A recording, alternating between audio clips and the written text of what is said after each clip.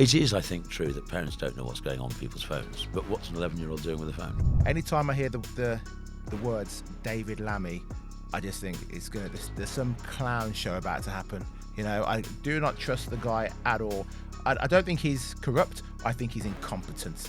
It is the rule of lawyers, not the rule of law. And yet, this government of civil rights lawyers who want to keep us in the ECHR, who want to have international law and all the rest of it, they're the ones who are going to throw out one of our basic liberties.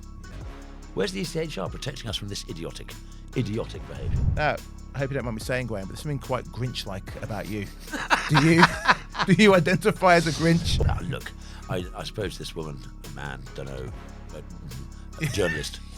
This journalist she's not.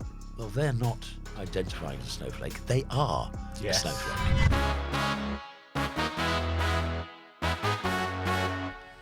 Hello and welcome to the Daily Expresso. I'm JJ and today I'm joined by Reform UK board member Gawain. Welcome back, my man. Welcome, Dan. Thank you for having me. I think yes.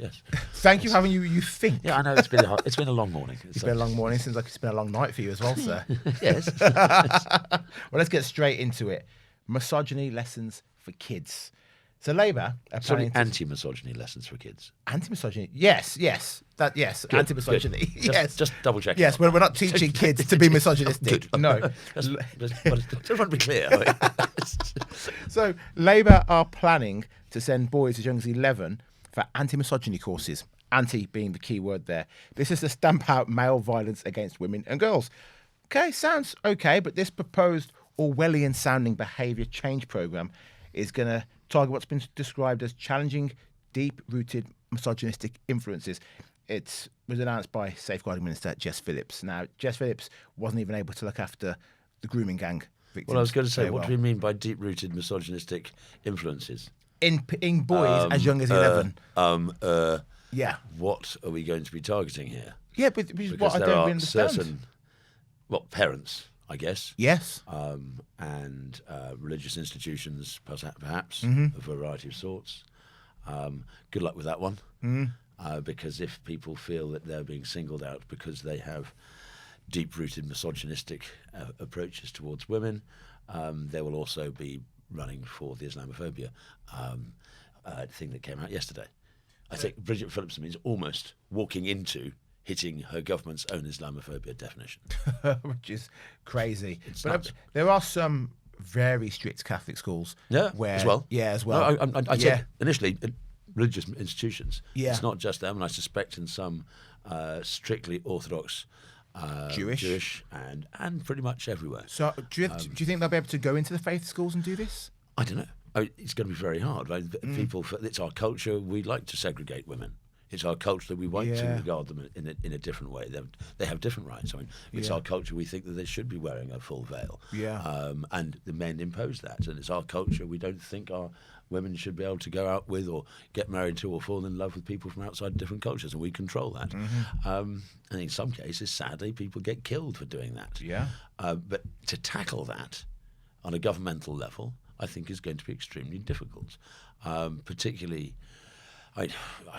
We have a vast number. This is primary school level. It starts at primary school. Yeah, from age 11. Give us the child like show the man.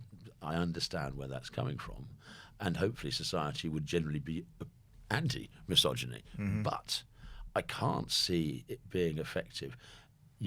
I think a vast proportion of primary school teachers are women already. And this, to a certain extent, it's happening under their watch. So if the female primary school teachers aren't inculcating decency and a level of tolerance and all the rest of it towards women... But should it be their responsibility? If my son comes home and the letter from school says, your son's been displaying misogynistic behaviour in school, that's a note to me to make sure the boy's not misogynistic. It's up to me, the parent, to actually... Yes. Parents, call me crazy. Yeah, I 100% agree with you, and I do think this is like teaching them to. They're going to school much earlier now, so they learn how to do their teeth. Surely that's a parental thing. You're going to have breakfast clubs and all the rest. I do understand poverty, but there's this. The more and more the state decides it is our parent, the less and less we seem to be civilised. It seems to me. Yeah. We contract out parenthood to the state and wonder why we can't control our children. Because the state, no matter the school, no matter how long children stay there, you've got a teacher who's got 36, 40 kids in a class. They're in their little group round tables. They're not actually focusing on the teacher. The teacher can't focus on them. They're walking around constantly.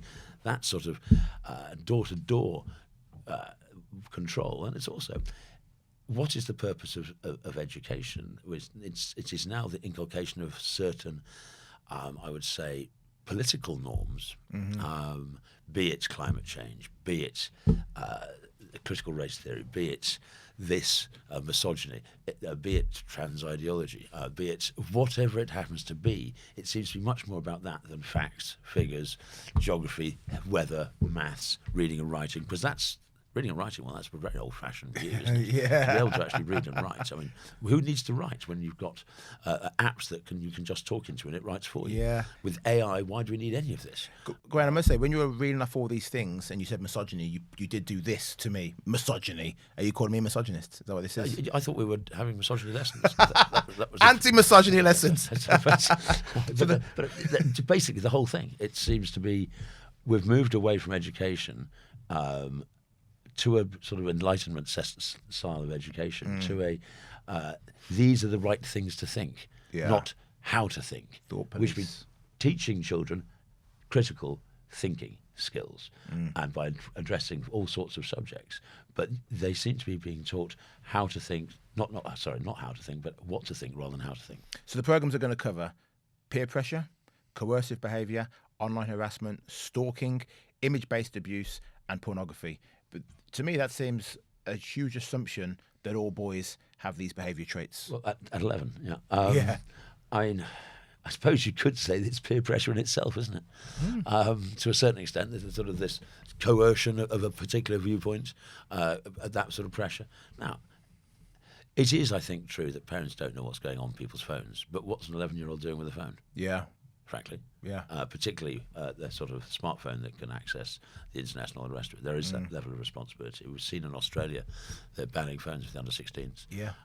Fantastic move. And I think it is a good move. But it's going to be hard because nobody likes things taken off them, do you? It's my sweetie. It's mine. And so once you've got something, you think it's yours by right and for good. But look, all of these behaviours are ghastly. All of them. But is it the school's job to be doing that?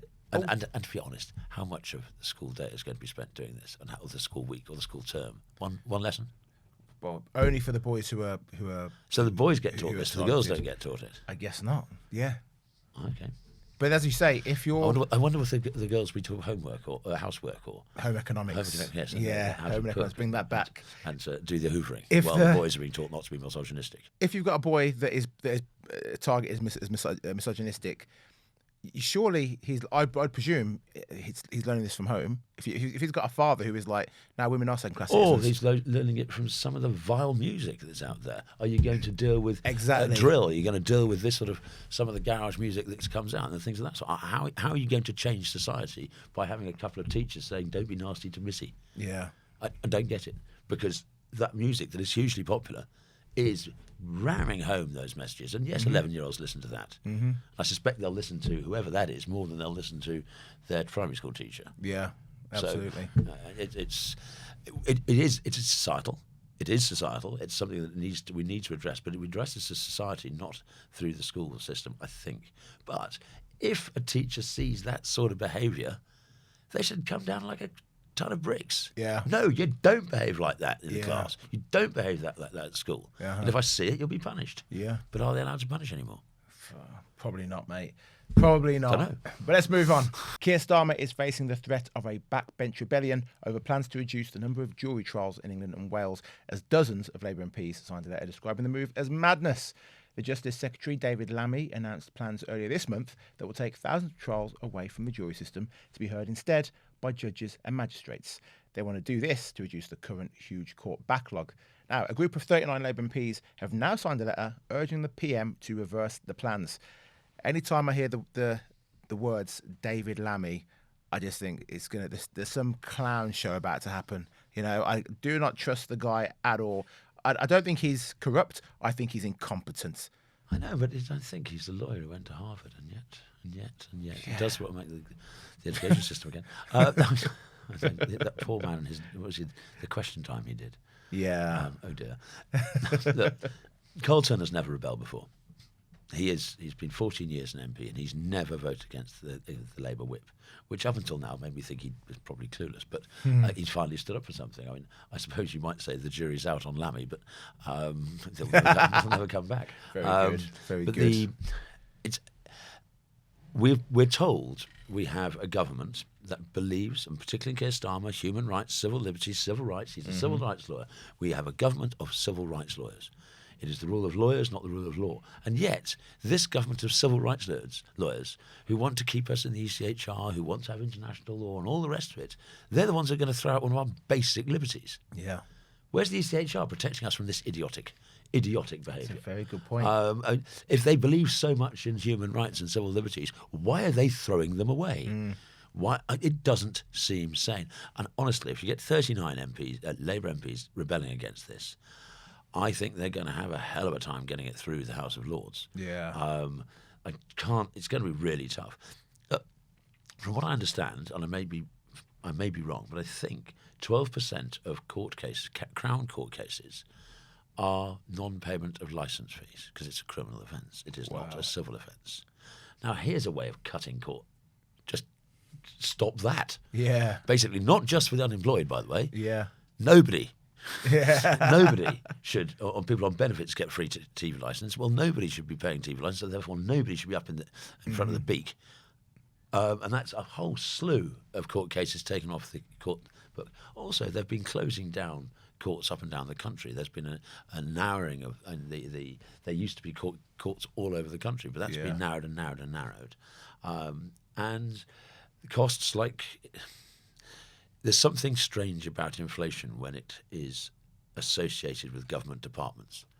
Ordinary day-to-day inflation, our daily life, food and stuff of that sort, that is inflation at one level. But as soon as it's government departments, the costs go through the roof. Yeah. Because suppliers, and it might just be paper clips, but suppliers, if they've got a governmental body, they whack the prices up. Yeah. It's the same in defence, health, education, you name it. Any government department, as soon as it's got a tender, the prices go up. So that's part of the problem. There has to be a looking at the costs. But I'm with these Labour MPs on this. I think they're quite right, and I think it is horrifying what the government are trying to do. And the thing is, I don't think it's going to have much impact anyhow. In the grand scheme of things. The other thing that's extremely concerning, if you remember during the riots last summer, a lot of people were advised, don't go to court. Don't go to court. Plead guilty. The lawyers advised them that, the magistrates, and then they got sent down for significant times. The Labour councillor who said slit their throats, he went to a jury trial, and guess what? He got off. Yeah. Now, if those people had been advised they could use a jury trial, which they could have done, I suspect most of them would never have been sent down. Yeah. Because the jury system, and I thought Ricky shouldn't have been sent down, by the way. I didn't believe he wanted everybody's throats to be slit. I think yes, he was being daft. It was a stupid thing for him to say, but I didn't think that. And the jury, I think, was correct. But in the same way, others, Lucy Colney, would not have been sent down in a court case with a jury.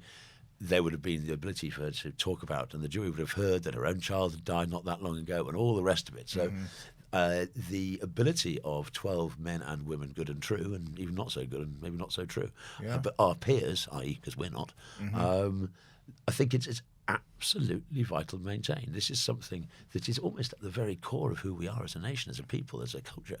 And to take an axe to something like that, this is not the act of a serious government. It's not an act of a government that believes in civil liberties, and yet, they tell us they do all the time. Keir Starmer wrote the book about it, didn't he, on the ECHR? He did.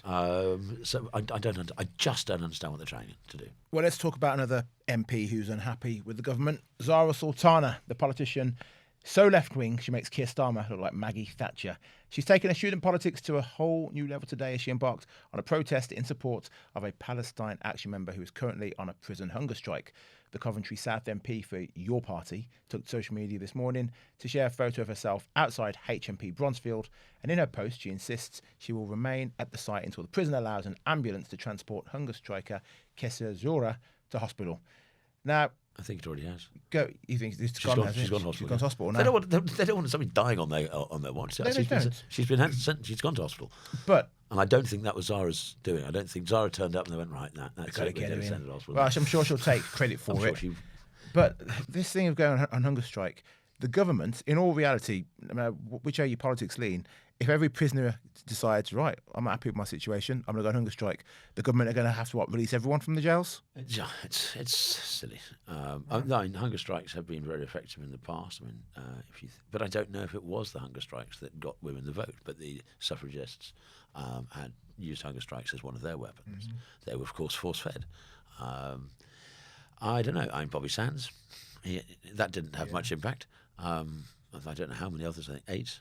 Yeah. Republican prisoners died in those hunger strikes, but Thatcher is not going to bend over that. No, I think the authorities have to be strong on matters like this.